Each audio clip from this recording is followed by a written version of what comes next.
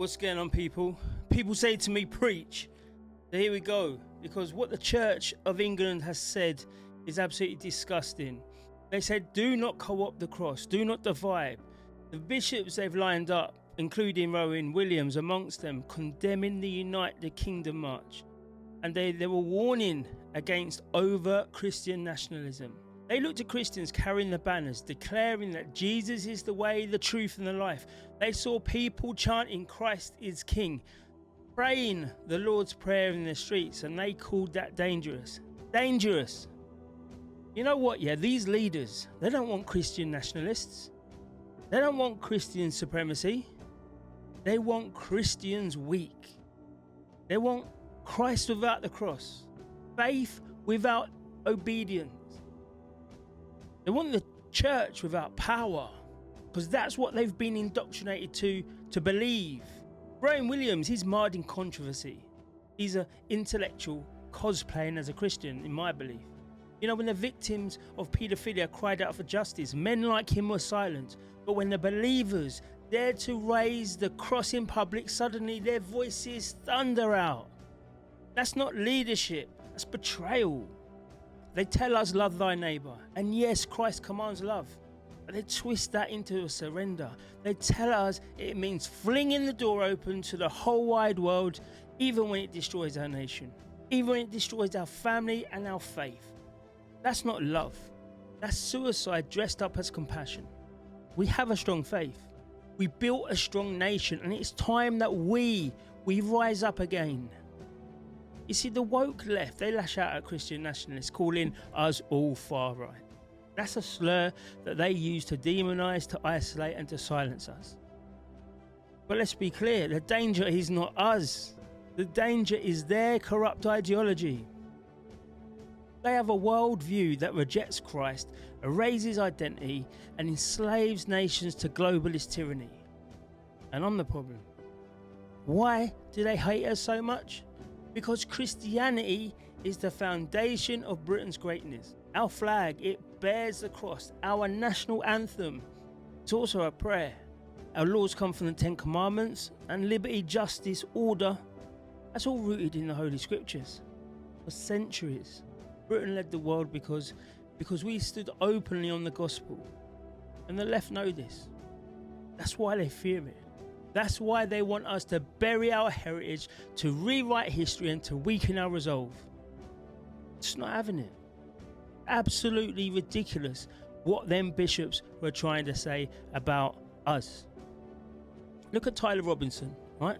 You know, the man who's standing for trial for the assassination of Charlie Kirk, God rest his soul. You see, the media's calling it just another act of political violence, but they hide the truth. I believe Charlie Kirk was targeted for speaking the word of God. Yes, Robinson pulled the trigger. Okay, granted. But that bullet was loaded with decades of lies. Lies from schools poisoned from wokeism. Lies from the mainstream media that slanders conservatives and Christians. Lies from politicians who teach the generation to hate their country and, do you know what? To hate Christ himself. This wasn't just a crime. This was an act of war. That war's on Christians.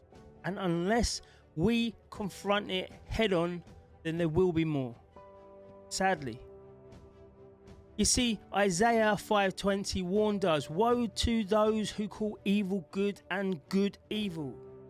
That's Britain today. That's our parliamentarians.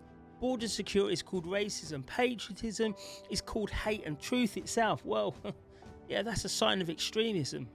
Deuteronomy 28:43 warned, the stranger within you shall rise above you very high. That's Britain today. Whole towns have been transformed. Grooming gangs ignored. Police chasing tweets while crime explodes. This isn't failure. This is judgment. The fruit of rejecting God. You see, in the 1960s, Britain was much stronger. And I believe that was because faith lived. It was a lived experience. Families gathered, communities thrived, people stood united. Today it seems like we've traded fellowship for Wi-Fi, that we've built this cultural Christianity faith in form, not in power. The Bible, it warns of this too. The 2 Timothy 3:5, a form of godliness but denying its power. Matthew 7:21, not everyone who says Lord will enter the kingdom, but the one who does the will of the Father. So we've got to question this. Seriously, are we actually genuine living faith or just some shallow cultural illusion? I believe it's the second. And I believe that we need to get it back. Christian supremacy needs to raise his head. The left mocks Christian nationalism and they call it extreme, but it's nothing more than obedience to God. That's it. Acts 17:26 says God created nations and set their boundaries. Nehemiah, he built the walls of Jerusalem to protect God's people. They didn't call him racist. Psalm 127:1 warns that unless the Lord builds the house, they will labor in vain. Christian nationalism is not hate. It's survival. It's obedience. Actually, it's faith in action. That's why Raising the Colours campaign matters. 100%. Everyone got pumped up. Everyone loves it. Because these flags are not just decoration. They're banners of faith. And when we raise the cross, the dark forces of this age lose their grip. And the left knows it. That's why they mock it. That's why they want to censor it. That's why they're so angered by it. And they want to ban it. Not because we're wrong, but because we are right. And look at the alternative politicians today. What have we got to vote for? Labour, fully owned by woke ideology. The Tories, they only seem to conserve their power. The Reform UK, nah, that's old Tories in new clothes. And Advance UK, to be honest, it's cultural Christianity without the true faith. Only UKIP dares to put Christ at the heart of this nation. And when we say Christ is King, it's not a slogan, it's a statement of eternal truth.